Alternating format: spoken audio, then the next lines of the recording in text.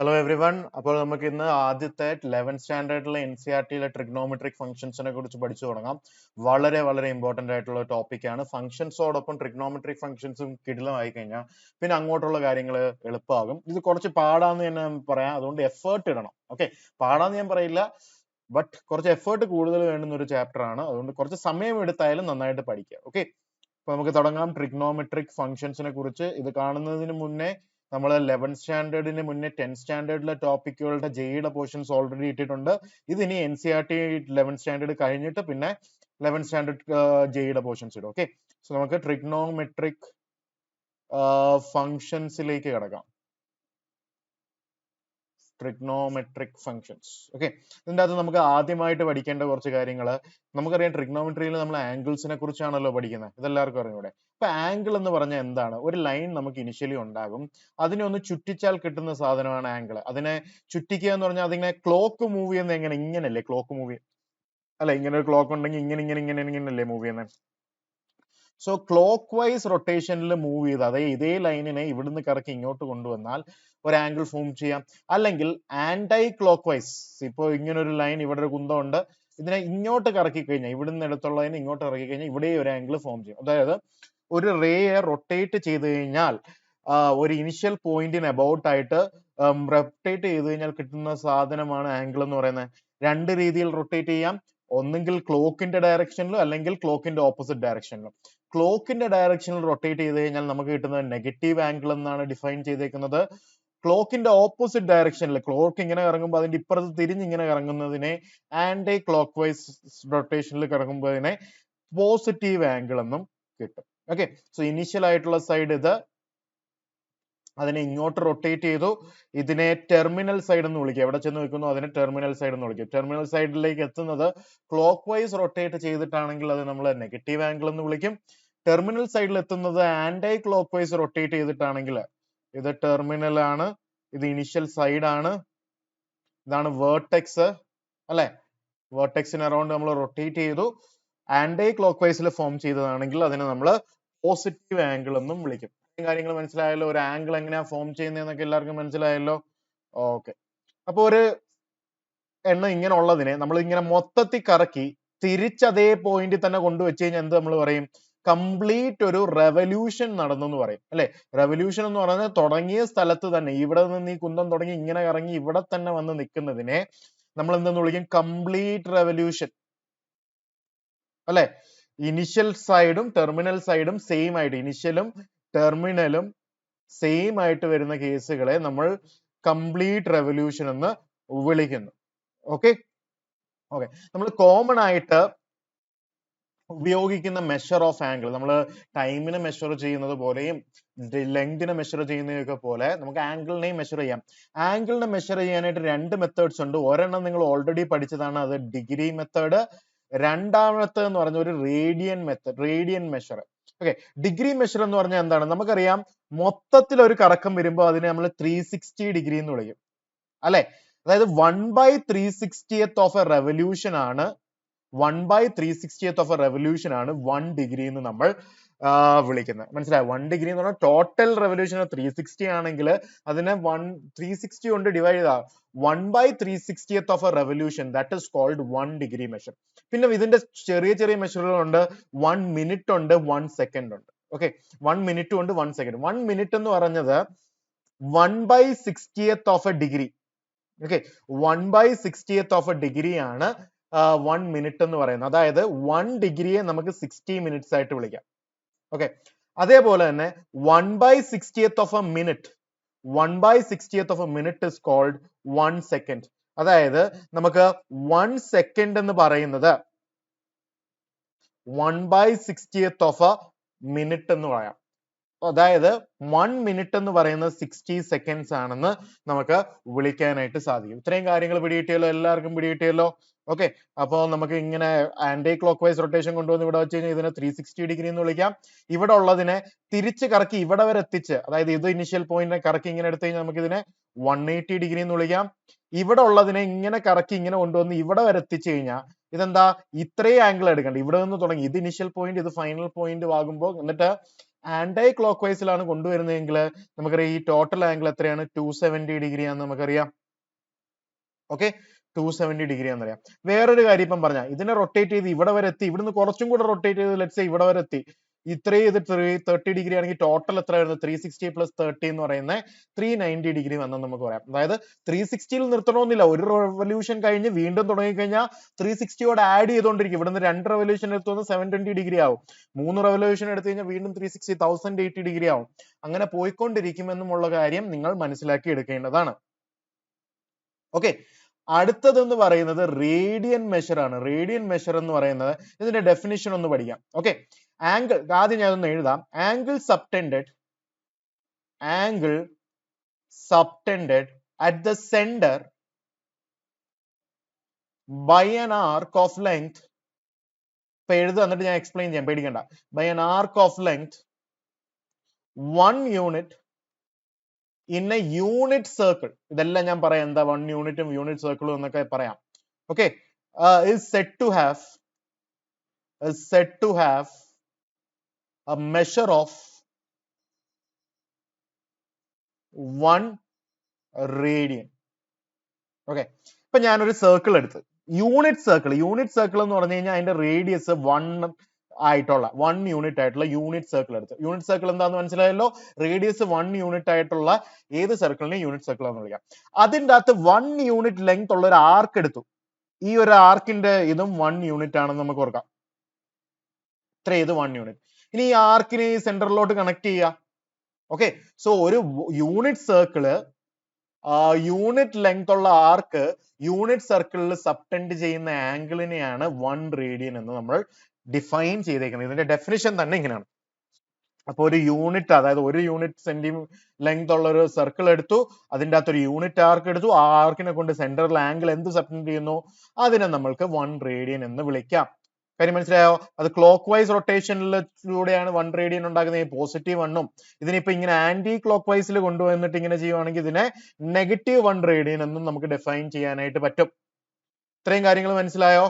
Okay, ഇത്രയും കാര്യങ്ങൾ മനസ്സിലാകണമെങ്കിൽ നമുക്കറിയാം സർക്കംഫറൻസ് ഓഫ് എ സർക്കിൾ എന്താണ്. സർക്കംഫറൻസ് ഓഫ് എ സർക്കിൾ എന്ന് പറയുന്നത് 2πr ആണ്, അല്ലെ? അങ്ങനെയാണെങ്കിൽ സർക്കംഫറൻസ് ഓഫ് യൂണിറ്റ് സർക്കിൾ എന്താണ്? യൂണിറ്റ് സർക്കിൾ എന്ന് പറഞ്ഞാൽ 1 യൂണിറ്റ് റേഡിയസ് ഉള്ളത്, അതായത് 2π ആവത്തില്ലേ, അല്ലെ? സോ ഒരു 1 കംപ്ലീറ്റ് റെവല്യൂഷൻ, ഒരു യൂണിറ്റ് സർക്കിളിൽ 1 കംപ്ലീറ്റ് റെവല്യൂഷൻ എടുക്കുമ്പോൾ അത് എത്ര കവർ ചെയ്യും? 2π റേഡിയൻ കവർ ചെയ്യും. ഈ കാര്യം മനസ്സിലായോ? 2π റേഡിയൻ ആണ്. കാരണം ഒരു കംപ്ലീറ്റ് യൂണിറ്റ് സർക്കിളിന്റെ സർക്കംഫറൻസ് വരെ എത്തത്തില്ലേ, അത് ഈ ആർക്ക് ലെങ്ത് കംപ്ലീറ്റ്ലി ഇതാവത്തില്ലേ. അതായത് 2π റേഡിയൻ ആണ് ഒരു കംപ്ലീറ്റ് റെവല്യൂഷൻ എടുക്കുന്നത്. അതായത് 2π റേഡിയൻ സെയിം ആസ് 360 ഡിഗ്രി. മനസ്സിലായോ? അതായത് 1 radian same as 360 divided by 2π, അതായത് 180 ഡിവൈഡഡ് ബൈ പൈ. അതായത് 1 റേഡിയൻ എന്ന് പറയുന്നത് 180 ഡിവൈഡഡ് ബൈ പൈ ഡിഗ്രി ആണ്. ഇതാണ് റേഡിയനും. So 1 radian is equal to 180 divided by pi degrees. വളരെ ഇമ്പോർട്ടന്റ് റിലേഷൻ ആണ്. അതേപോലെ തന്നെ 1 ഡിഗ്രി എന്ന് പറയുന്നത് ഓപ്പോസിറ്റ് എടുത്ത പൈ ബൈ 180 റേഡിയൻ ആണ്. 1 ഡിഗ്രി എന്ന് പറയുന്ന പൈ ബൈ 180 റേഡിയൻ ആണെന്നും നമുക്ക് മനസ്സിലാക്കാം. ഓക്കെ, ഇനി നമുക്ക് അടുത്തൊരു റിലേഷൻ ഉണ്ട്. തീറ്റ in radian can be found by L by R. Theta in radian can be found by L by R, where L is the arc length and R is the radius of the circle. Okay, വളരെ important relation ആണ് ഇതിൽ നിന്ന് നമുക്ക് കിട്ടുന്നത്. Okay, theta in radian is equal to L by R, where L is the arc length and R is the radius of the circle. കാര്യം പിടികിട്ടിയോ? Okay, വളരെ important ആയിട്ടുള്ളൊരു relation ആണ്. നമുക്ക് അടുത്തൊരു കാര്യം നമുക്കൊന്ന് വളരെ ഇമ്പോർട്ടന്റ് ആയിട്ട് ഇനി നമുക്ക് കാണാൻ പോകുന്നത് വളരെ ഇമ്പോർട്ടന്റ് ആണ്. ട്രിഗ്നോമെട്രിയിൽ ഇനി നിങ്ങൾ യൂണിറ്റ് സർക്കിളിന്റെ ഒക്കെ കളി വരുമ്പോഴത്തേക്കും കളി മൊത്തത്തിൽ അങ്ങ് മാറുന്നതായിട്ട് നിങ്ങൾക്ക് കാണാം. അപ്പൊ അതിനെക്കുറിച്ച് നന്നായിട്ട് കുറച്ച് കാര്യങ്ങൾ കൂടെ പഠിക്കുക. ഇതെല്ലാം ഒരു ബേസിക് ആയിട്ട് എടുക്കുക. പതുക്കെ നിങ്ങൾ ഇതേവരെയുള്ള ട്രിഗ്നോമെട്രി പഠിച്ചത് റൈറ്റ് ആംഗിൾഡ് ട്രയാംഗിൾ വെച്ചുള്ള ട്രിഗ്നോമെട്രി അല്ലേ. ഇനി മുതൽ നിങ്ങൾ പഠിക്കാൻ പോകുന്നത് ഇങ്ങനെ യൂണിറ്റ് സർക്കിൾ വെച്ചിട്ടുള്ള ട്രിഗ്നോമെട്രി ആണ്. കാരണം റൈറ്റ് ആംഗിൾ ട്രയാംഗിൾ വെച്ചിട്ടുള്ള ട്രിഗ്നോമെട്രിക്ക് കുറെ ഫ്ലോസ് ഉണ്ട്. അതെന്താണെന്ന് നമ്മൾ സെക്കൻഡ് എക്സസൈസ് തൊട്ട് പഠിക്കും. പക്ഷെ ഇപ്പൊ ഓർത്തു വെക്കുക, ഇനി തൊട്ട് പഠിക്കാൻ പോകുന്നത് സർക്കിൾ, യൂണിറ്റ് സർക്കിൾ റിലേറ്റഡ് ആയിട്ടുള്ള ട്രിഗ്നോമെട്രി ആണ്. അതിനായിട്ട് നമുക്ക് യൂണിറ്റ് സർക്കിളിനെ കുറിച്ച് കുറച്ച് അധികമായിട്ടുള്ള ഇമ്പോർട്ടന്റ് കാര്യങ്ങൾ പഠിക്കാനുണ്ട്. Okay, all right. അങ്ങനെയാണെങ്കിൽ നമുക്കൊരു കാര്യം പഠിക്കാം. ഇപ്പൊ ഇങ്ങനൊരു കാര്യം ഓർക്കുക, ഇങ്ങനൊരു യൂണിറ്റ് സർക്കിൾ എനിക്കുണ്ടെന്ന് നോക്കാം. ഇതൊരു യൂണിറ്റ് സർക്കിൾ ആണ്, അതായത് റേഡിയസ് 1 യൂണിറ്റ് ആണ്. ഓക്കെ, അതിനെ ഞാൻ നമ്പർ ലൈനിൽ, അതായത് വൈ ആക്സിസിൽ കൊണ്ടങ്ങ് വെച്ചേക്കുന്നു. ഇതൊരു വൈ ആക്സിസ് ആണ്, അതിന്റെ അകത്ത് ഒറിജിനില് ഇത് ഇവിടെ ഇരിക്കുന്നെന്ന് വെക്കുക. ഓക്കെ, ഇങ്ങനെ വെക്കുന്നതിൽ കുഴപ്പമൊന്നുമില്ലല്ലോ. ഇത് പി എന്നും ഇത് ക്യൂ എന്നും വിളിക്കാം, ഇത് എ എന്നും വിളിക്കാം. ഓക്കെ, NCERT-യിലുള്ള കാര്യങ്ങളെല്ലാം ഞാനൊന്ന് എക്സ്പ്ലെയിൻ ചെയ്തു തരാണ്, so that you don't have a confusion. അപ്പൊ നമ്മുടെ കയ്യിൽ ഒരു യൂണിറ്റ് സർക്കിൾ ഉണ്ട്. Let A be any point on the circle. A സർക്കിളിലെ ഒരു പോയിന്റ് ആണ്. Okay, consider OA as the initial side of an angle. So ഒരു ആംഗിൾ ഇവിടെ OA യിൽ ഇരിക്കുന്നതായിട്ട് നമുക്ക് വരാം. Okay, then the length of the arc of the circle will give the radian measure of the angle which the arc will subtend. അല്ലെ, ഇപ്പൊ ഒരു ആർക്ക് ഞാൻ ഇവിടെ എവിടെയെങ്കിലും എടുത്തു കഴിഞ്ഞാൽ ഈ ലെങ്ത് ഓഫ് ദി ആർക്ക് എന്ത് ചെയ്യും? റേഡിയൻ മെഷർ വരും. കാരണം തീറ്റ ഇസ് ഈക്വൽ ടു L/R ആണ്. R 1 ആണെങ്കിൽ തീറ്റ will be same as L. അല്ലെ, സോ ഇതിൽ ആർക്ക് ലെങ്ത് എത്ര ഉണ്ടാകുന്നു അത് തന്നെ ആയിരിക്കും റേഡിയൻ മെഷറും എന്ന് പറയുന്നത് ഓഫ് ദി ആംഗിൾ സബ്ടെൻഡഡ്. അല്ലെ, so consider the line PAQ. So ഈ ഒരു ലൈൻ PAQ എന്നുള്ള ലൈൻ കണ്ടല്ലോ, ഇത് ഈ സർക്കിളിന് ടാൻജന്റ് ആണെന്ന് നിങ്ങൾക്ക് കാണാൻ സാധിക്കുന്നുള്ളൂ. PAQ എന്ന് പറയുന്ന ഈ സർക്കിളിന് ടാൻജന്റും ആണ്. ഓക്കെ, സോ ഈ എ എന്ന് പറയുന്നത് നമ്മൾക്ക് റിയൽ നമ്പർ 0-യിലായിട്ട് അസ്യൂം ചെയ്യാമല്ലോ. ഇതൊരു വൈ ആക്സിസിൽ റിയൽ നമ്പർ 0-യിലായിട്ട് അസ്യൂം ചെയ്യാം.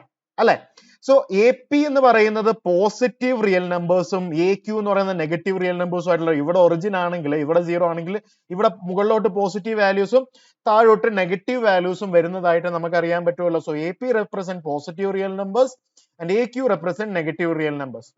ഓക്കെ, ഇപ്പൊ ഞാൻ ഈ ലൈൻ AP ഒരു റോപ്പ് ആയിട്ട് കൺസിഡർ ചെയ്ത്, ഒരു കട്ടിയുള്ള ലൈൻ അല്ല, ഒരു റോപ്പ് ആയിട്ട് കൺസിഡർ ചെയ്ത് കഴിഞ്ഞാൽ ഇതിനെടുത്ത് ഇവിടെ എവിടെ വേണമെങ്കിലും എനിക്ക് ചുറ്റാൻ പറ്റത്തില്ലേ? അതിലുള്ള ഏതൊരു പോയിന്റിനെയും ഇതിൽ ചുറ്റാം. അതേപോലെ തന്നെ AQ-വിനെ എനിക്ക് ഏതൊരു പോയിന്റിനെയും ഇവിടെ ചുറ്റാം. അല്ലെ, അതായത് പോസിറ്റീവ് ആക്സിസിലും നെഗറ്റീവ് ആക്സിസിലുള്ള ഏതൊരു വാല്യൂവിനെ ഈ സർക്കിളിന് ചുറ്റും ചുറ്റാൻ പറ്റുമല്ലോ, ഒരു റോപ്പ് ആണെന്ന് അസ്യൂം ചെയ്ത് കഴിഞ്ഞാൽ. ഓക്കെ, അതായത് നമുക്കറിയാം നമ്പർ ലൈനിലെ എല്ലാ റിയൽ നമ്പേഴ്സും ഉണ്ടല്ലോ, അതായത് ഏതൊരു പോസിറ്റീവ് റിയൽ നമ്പറിലെ ഇതിന്റെ അകത്ത് മെഷർ ചെയ്യാൻ പറ്റും, ഏതൊരു നെഗറ്റീവ് റിയൽ നമ്പറിനെ ഇതിന്റെ അകത്ത് മെഷർ ചെയ്യാം. അതേപോലെ തന്നെ ഈ ആർക്കിന്റെ ലെങ്ത് എന്ന് പറയുന്നത് എന്താണ്? റേഡിയൻ മെഷർ ആണെന്നറിയാം. അതായത് റേഡിയൻ മെഷറിന് ഏത് റിയൽ നമ്പർ വാല്യൂം എടുക്കാമെന്നല്ലേ അതിന്റെ അതായിട്ടുള്ള അർത്ഥം. അല്ലെ, അതായത് റേഡിയൻ മെഷറിന് ഏത് റിയൽ നമ്പർ വാല്യൂ വേണമെങ്കിലും എടുക്കാം. 3.14 ഒരു ആംഗിളിന്റെ വാല്യൂ ആകാം. പൈ ഒരു ആംഗിളിന്റെ വാല്യൂ ആകാം. ഈ ഒരു ആംഗിളിന്റെ വാല്യൂ ആകാം. ഏതൊരു റിയൽ നമ്പറിനും ഒരു ആംഗിൾ ഇൻ റേഡിയൻ മെഷർ ആകാൻ പറ്റുമെന്ന് നമുക്ക് ഇപ്പൊ മനസ്സിലാക്കാം. ഓക്കെ, അങ്ങനെയാണെങ്കിൽ നമുക്ക് കുറച്ച് എക്സാമ്പിൾ ക്വസ്റ്റ്യൻസ് ചെയ്യാം. എക്സാമ്പിൾ നമ്പർ 1 ഇതാണ് എന്താണ് പറയുന്നത്? Convert 40 degree and 20 minutes into radian. അല്ലെ, 40 ഡിഗ്രി 20 മിനിറ്റ്സ് എന്ന് പറയുന്നത് 20/60th ഓഫ് ദ ഡിഗ്രി അല്ലേ? അതായത് this is 40 degree and 1/3 degree, that is 121/3 degree ആണെന്ന് നമുക്ക് മനസ്സിലായല്ലോ. So this is 121/3 degree. അല്ലെ, പക്ഷെ നമുക്ക് ഇതിനെ റേഡിയനിലേക്ക് കണക്കണം. കൺവേർട്ട് ചെയ്യാൻ, to convert degree to radian എന്താ ചെയ്യേണ്ടേ? Multiply by pi by 180. അല്ലെ, so this should be 121/3 into pi divided by 180 എന്ന് കിട്ടും. അല്ലെ, so the final answer will be 121 pi divided by 540 radians എന്ന് നമുക്ക് എഴുതാൻ പറ്റിയതായിരിക്കണം നമ്മുടെ ശരി ഉത്തരം. പൈയുടെ വാല്യൂ ഒക്കെ ഇട്ട് വേണമെങ്കിൽ ഇവാലുവേറ്റ് ചെയ്യാം, പക്ഷെ അതിന്റെ കാര്യമില്ല. ഇങ്ങനെ തന്നെ എഴുതേണ്ട കാര്യമുള്ളൂ. So 121 pi divided by 540 radians എന്ന് നമുക്ക് മനസ്സിലാകും. രണ്ടാമത്തെ എക്സാമ്പിൾ 2 എന്ന് പറയുന്നത് convert 6 radians into degree measure. Okay, നമുക്കറിയാം to convert radian to degree എന്താ ചെയ്യേണ്ടത്? പ്രീവിയസ്ലി പൈ ബൈ 180 കൊണ്ട് മൾട്ടിപ്ലൈ ചെയ്തു, ഇവിടെ multiply by 180 by pi radian to degree, അതായത് 6 ഇൻറ്റു 180 ബൈ പൈ എന്ന് എടുക്കാം. പൈ എന്ന് പറയുന്നത് 22/7 അല്ലേ അപ്രോക്സിമേറ്റ് വാല്യൂ എന്ന് പറയുന്നത് അല്ലെ. സോ അപ്പം നമ്മൾക്ക് ഇതിനെ കൺവേർട്ട് ചെയ്യാനായിട്ട് ഇത് 3 ടൈംസ് ഇത് 11 ടൈംസ് വരുമെന്ന് നമുക്ക് മനസ്സിലാക്കാം അല്ലെ. അപ്പോ ഫൈനൽ എന്താണ് 21 into 180 divided by 11 എന്ന് വരും. ഓക്കെ, ഫൈനൽ ആൻസർ എന്താ വരുന്നത്? 18 into 21 എടുക്കുവാണെങ്കിൽ 8 1 16 1 36 8 7 378 അല്ലെ. So this is 3780 divided by 11 എന്ന് നമുക്ക് കിട്ടുന്നതായിരിക്കും അല്ലെ. സോ 3780 divided by 11 നമുക്ക് ഇനി ഡിവൈഡ് ചെയ്യാം. 3780 divided by 11 എടുക്കുമ്പോൾ 3 times 33 4 ബാക്കി 4 times 44 4 ബാക്കി 3 times 33 7 ബാക്കി അല്ലെ. സോ നമുക്കറിയാം 343 ആൻഡ് ബാക്കി എത്രയുണ്ട് 7/11 എന്ന് മനസ്സിലായി അല്ലെ. 343 ആൻഡ് 7/11 ഡിഗ്രി കിട്ടുമെന്ന് നമുക്ക് മനസ്സിലായില്ലേ. ഇതിനെ നമുക്ക് കുറച്ചും കൂടെ കൺവേർട്ട് ചെയ്യാം. So this is 343 and 7/11 degree. ഇനി നമുക്ക് ഡിഗ്രിയെ മിനിറ്റ്സിലേക്ക് കൺവേർട്ട് ചെയ്യാൻ എന്ത് ചെയ്യണം? സോ ദാറ്റ് ഇസ് 343 7/11 ഡിഗ്രിയെ ഇൻറ്റു 60 ചെയ്താൽ അത് മിനിറ്റ്സ് ആകും അല്ലെ. അതായത് this will be 420 divided by 11 minutes. So this is 3 times 33. So there is a 9 98 times 88 വരും 2 ബാക്കി വരും. So this is 343 degree 38 minutes and 2/11 38 and 2/11 minutes. ഈ 2/11 മിനിറ്റ്സിനെ സെക്കൻഡ്സിലേക്ക് കൺവേർട്ട് ചെയ്യാം. സോ ഇൻറ്റു ദിസ് 1 സെക്കൻഡ്സ് അല്ലെ. അതായത് 120 divided by 11 എത്രയാണ് 10 times 110 എന്ന് വരും 10 വരും അല്ല സോറി 120 divided by 11 1 times 11 1 അല്ലെ. ഇങ്ങനെയല്ലേ കിട്ടുന്നത്. നമുക്ക് അപ്രോക്സിമേറ്റ്ലി 1 and 10/11 എന്ന് കിട്ടത്തില്ലേ അല്ലെ. 10 point something എന്ന് നമുക്ക് വേണമെങ്കിൽ 10 point something എന്ന് അപ്രോക്സിമേറ്റ്ലി 10.9 എന്ന് എഴുതാം. അതായത് this is same as 343 degree 38 minute and how much 10.9 seconds approximately. ഇങ്ങനെയല്ലേ നമ്മൾ കൺവേർട്ട് ചെയ്യുന്നത്. സോ നമുക്ക് റേഡിയനെ ഡിഗ്രിയിലേക്ക് കൺവേർട്ട് ചെയ്യുമ്പോൾ ഇങ്ങനെ മിനിറ്റിലും സെക്കൻഡിലും കൂടെ കൺവേർട്ട് ചെയ്ത് എപ്പോഴെങ്കിലും ഒക്കെ യൂസ് വരും. ഓക്കെ, അടുത്തത് എക്സാമ്പിൾ 3 എങ്ങനെയാണ് ചെയ്യുന്നത് നോക്കാം. എക്സാമ്പിൾ 3 ചെയ്യാനായിട്ട് find the radius of the circle. Find the radius of the circle in which a central angle of 60 degree intercepts an arc of length 37.4 centimeters. So ഒരു സർക്കിൾ ഉണ്ട്, central angle 360 degree ആണ് and arc length 37.4 ആണ്. ഇത്രയും കാര്യങ്ങൾ നമുക്ക് മനസ്സിലായല്ലോ അല്ലെ. ഇത്രയും കാര്യങ്ങൾ മനസ്സിലായി. നമ്മളുടെ അടുത്ത് ചോദിച്ചിരിക്കുന്നത് എന്താണ്? റേഡിയസ് ആണ്. നമുക്കറിയാം തീറ്റ ഇസ് ഈക്വൽ ടു L/R. പക്ഷെ ഓർക്കുക ഇത് തീറ്റ ഇൻ റേഡിയൻ ആണ്. സോ ഡിഗ്രിയിൽ ഉപയോഗിക്കരുത്. അതായത് 60 നമ്മൾ എന്ത് കൺവേർട്ട് ചെയ്യണം? 60 എന്ന് പറഞ്ഞാൽ ഡിഗ്രിയിലാണ്, അതിനെ റേഡിയനിലേക്ക് കൺവേർട്ട് ചെയ്യാൻ ഇൻറ്റു π/180 ചെയ്യാം. So that is equal to L എന്ന് പറയുന്നത് 37.4 divided by R. ഇത്രയല്ലേ കാര്യം.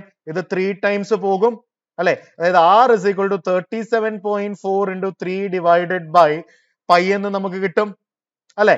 ഇതിനെ അങ്ങ് സോൾവ് ചെയ്യുക. നിങ്ങൾക്ക് 22/7 എന്താ. So this is equal to 37.4 into 3 divided by 22/7 വന്നു. ഇതിനെ സിംപ്ലിഫൈ ചെയ്യുക. ഫൈനൽ ആൻസർ എന്ന് പറയുന്നത് 35.7 സെന്റിമീറ്റർ ആയിട്ട് കിട്ടും റേഡിയസ്. ഓർക്കുക തീറ്റ ഇസ് ഈക്വൽ ടു L/R ഉപയോഗിക്കേണ്ട എപ്പോഴാണ്? തീറ്റ റേഡിയനിൽ തന്നിരിക്കുമ്പോൾ മാത്രമാണ്. സോ ഡിഗ്രിയിൽ തന്നിട്ടുണ്ടെങ്കിൽ കൺവേർട്ട് ചെയ്തതിന് ശേഷം മാത്രം നമ്മൾ ഇത് ഇങ്ങനത്തെ രീതിയിൽ ഉപയോഗിക്കുക. ഇക്കാര്യവും പിടികിട്ടിയല്ലോ. ഓക്കെ,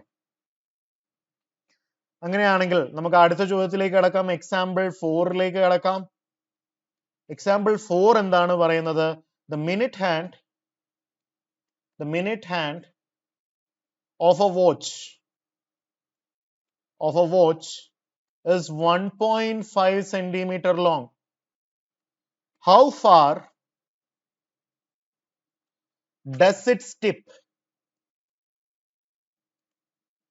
move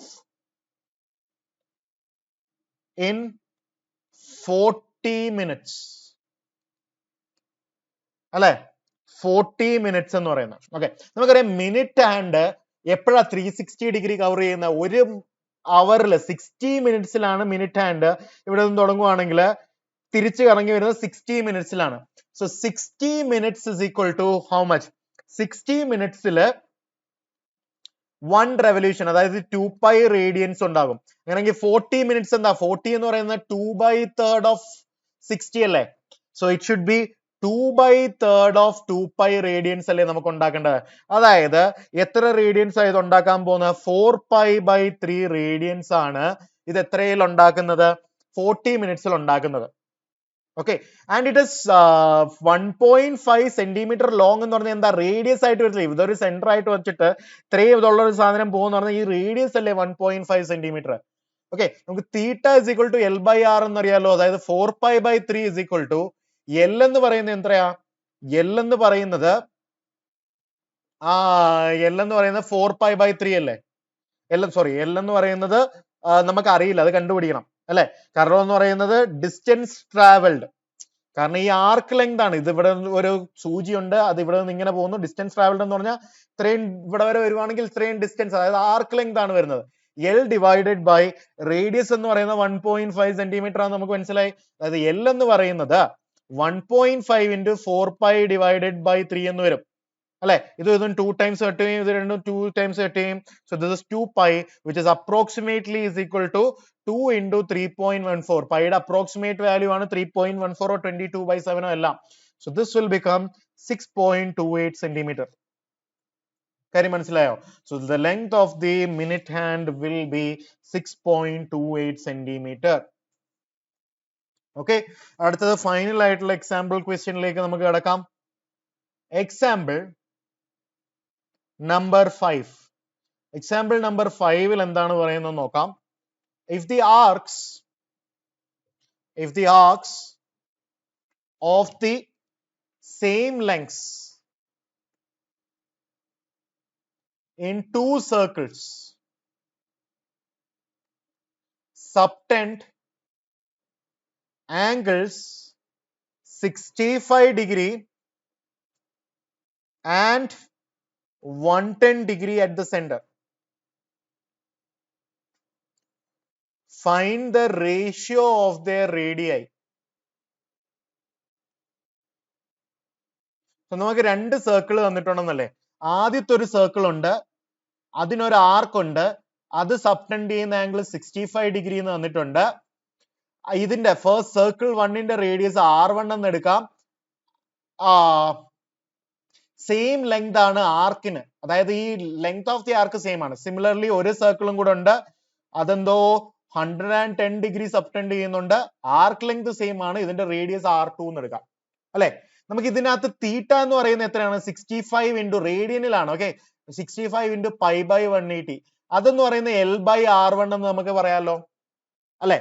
L/R1 ആണ് അതെന്ന് നമുക്ക് പറയാം, ഈസി ആയിട്ട് പറയാം. അതോടൊപ്പം തന്നെ ഇവിടെ 110 ഡിഗ്രി into π/180. π/180 എടുക്കണം, കാരണം ഈ formula is applicable only for radian. This is equal to final answer without doing this കിട്ടുമെങ്കിലും ടെക്നിക്കലി ഇങ്ങനെ എഴുതിയാലേ കറക്റ്റ് ആയിട്ട് വരത്തുള്ളൂ, especially for board exam kind of questions. So ഇവിടെ എന്ന് പറയുന്നത് L/R2 ആണ്, കാരണം ആർക്ക് ലെങ്ത് സെയിം ആണെന്ന് തന്നിട്ടുണ്ട് അല്ലെ. സോ നമുക്ക് മനസ്സിലായി 65 into π divided by 180 into R1 നമുക്ക് L എന്ന് വിളിക്കാം. അതോടൊപ്പം തന്നെ ഇവിടെ നോക്കിക്കഴിഞ്ഞാൽ 110 into π/180 into R2ഉം നമുക്ക് L എന്ന് കിട്ടും. രണ്ടും L ആണ് അല്ലെ. രണ്ടും L ആയതുകൊണ്ട് നമുക്ക് രണ്ടിനെ ഇക്വേറ്റ് ചെയ്യാലോ. രണ്ടിനെ ഇക്വേറ്റ് ചെയ്ത്, അതായത് 65 into π into R1 divided by 180 should be same as 110 into pi into R2 divided by 180. Pi by 180 pi by 180 പോയി അല്ലെ. സോ R1 by R2 എന്ന് പറയുന്നത് 110 degree divided by 65 എന്ന് നമുക്ക് മനസ്സിലായി അല്ലെ. ഇതിനെ 5 കൊണ്ട് കളഞ്ഞു കഴിഞ്ഞാൽ അത് 22 ഉം ഇത് 13 കിട്ടുന്നതായിട്ട് മനസ്സിലായി. So R1 by R2 is 22 by 13. So R1 is to R2 is 22 is to 13 എന്ന് നമുക്ക് കിട്ടുന്നതായിട്ട് കാര്യം മനസ്സിലായോ? So this is 22 is to 13. Is the answer clear or not? എല്ലാവർക്കും കാര്യം പിടികിട്ടിയോ?